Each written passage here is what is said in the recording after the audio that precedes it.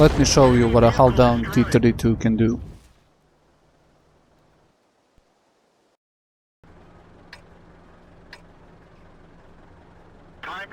Hello guys, and welcome back to World of Tanks Ace Tanker series. As you can see, today I will be defending on Erlenberg, and I will be driving the American Tier 8 heavy tank, the T32. So I've been just now grinding this line and I just got the T32. This is one of the first games with the upgraded turret on this tank, so I will be showing you what's the best thing about this tank. So to talk about the turret, the upgraded turret is 298mm of armor, which is basically never gonna get penetrated by anything in this game. Unless you get some unlucky shots in your turret, then you will get some penetrations. But you have to play on this turret as you played it on the T29. I will link the previous video with the T29 somewhere in the description or in the top right corner. So basically what you need to do is go hull down and let your enemies shoot you in the turret and not penetrate you. In this kind of matchup, when you are top tier fighting against tier 8 tanks, there is probably nothing that can penetrate you and deal damage. So, as I said, I will be defending on the Erlenberg. You can see me here taking a position on D9. This is one of my favorite positions on the map because from this position you can fight off the enemies that are trying to push on the 9 and 0 line. I usually don't like going to the C2 position to defend against the enemy waves because I feel like that defending the cap from this side of the map is easier, and I will be demonstrating that at the end of the game. So the armament that you get on this tank is the same gun that you get on the T29, but bear in mind when you are grinding this tank you have to have the tracks to mount this turret unless you go for the suspension, and that will allow you to mount the gun. So if you want to mount the gun and the turret, go for the suspension first, or just buy the enhanced suspension as a additional until you unlock the tracks. So the game is developing, as I said, poorly for us because the enemy team is pushing on the C2 position and basically all the tanks that were defending there are dead. That was an unfortunate shot for me. I thought I was shooting on the enemy and I accidentally shot the IS. I'm sorry, IS. But as I said, the enemies are pushing on the C2 position and they are now on the open move towards the cap. So once you take this position, and it usually happens that the enemy tanks are pushing only one side and that's the other side.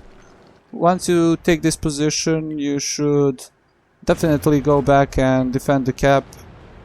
Don't try to snipe from here because you will only have a couple of shots if the enemies are going to push inside of the small part near the cap. So try and go to the bushes on the A0 or try and go hull down in the positions that I will show you now on B7.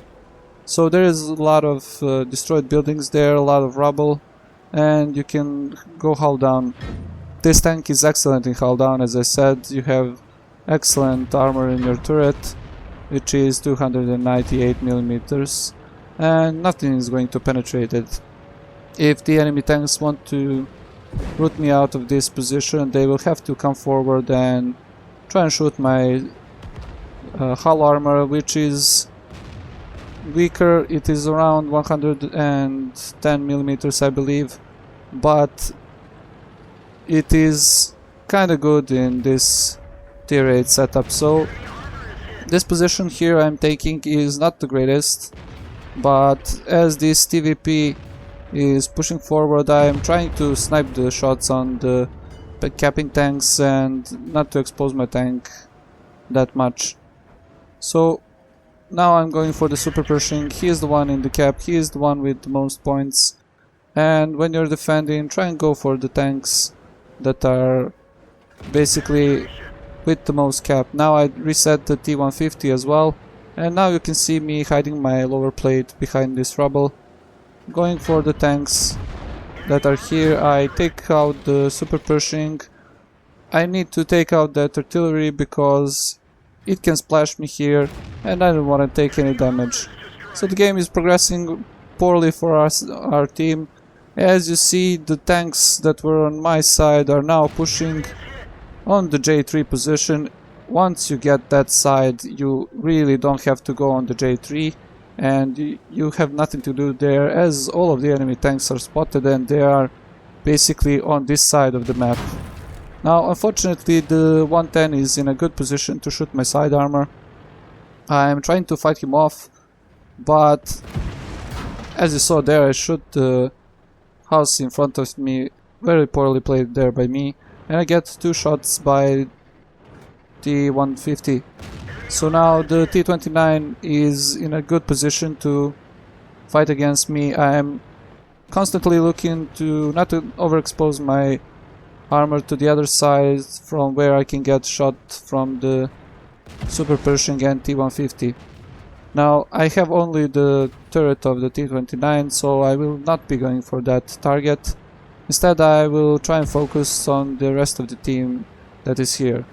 Now I'm going to take a little bit better position here behind this rubble, because when I side scrape against this super Pershing, he cannot penetrate my side armor because he has really low penetration, 170 millimeters. And now I'm trying to bait the shot from the T150, but I shouldn't be doing that because, as you will see in a few moments, I can go on the other side and put my turret over the rubble and go for the shots on the T150. Fortunately he wasn't able to penetrate me here. I believe he has also 170 millimeters, but good angling on the front plate really doesn't allow him to shoot me. He blows my tracks, but that's not damage to me, and I'm not really worried. Now the 2 tanks that were trying to flank are now fighting against the AMX and the KV2, and basically they are out of the game. One of them dies now, the IS. Now this is the position I was talking about. I put my turret over the rubble and I basically don't have to worry about anything. The positioning of the T20 is excellent, as you can see. He has the shots on the capping enemies, like this KV2 that was trying to sneak behind me. So, as I said, take positions on A0 and defend from there. Just use double the bushes and you will not get spotted. And always have one spotter in the position where I am now. So it's 2 against 5. T20 is in excellent position. I don't want him to move because he is providing cover fire from back, and it is 1 minute 30 seconds till the end of the game.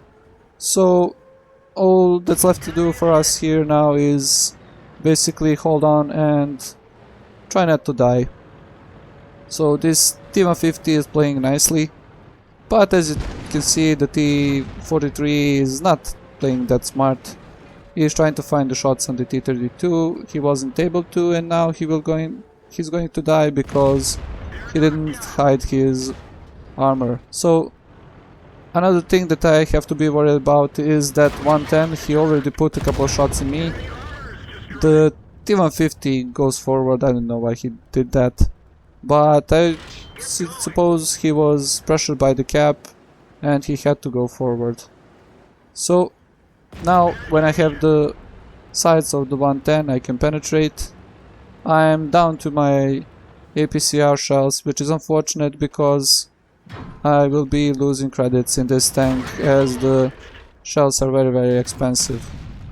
I cannot shoot at that AMX, but I can still shoot at this 110. That's the 7th kill for me, and there is only 20 seconds left on the clock. The KV2 is probably somewhere. There's the KV2.